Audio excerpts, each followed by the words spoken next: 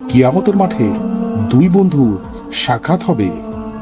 তাদের মধ্যে একজন অপরজনকে বলবে, আল্লাহর সামনে কেমন বোধ করছো?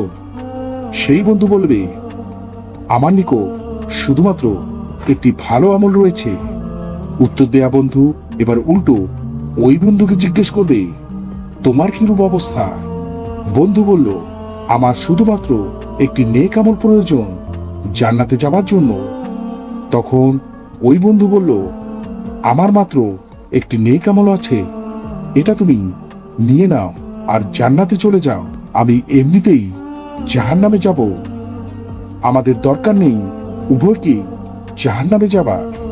হঠাৎ আল্লাহ তাদের উভয়কে ডাক দিয়ে বললেন, তুমি তোমার বন্ধুর সাথে কি করেছো? সে বলল, হে আল্লাহ, আমি আমার একটি আমল তাকে দান করে দিয়েছি যাতে সে জান্নাতে প্রবেশ করতে পারে। এটা শোনার পর আল্লাহ তাকে বলল, তুমি কত উদার, কিন্তু আমি সর্বশ্রেষ্ঠ মহানুভব ও পরম ক্ষমাশীল। তুমি তোমার বন্ধুকে ডাকো আর তার সাথে জান্নাতে প্রবেশ করো, আমি তোমার সকল গুনাহ ক্ষমা করে দিয়েছি।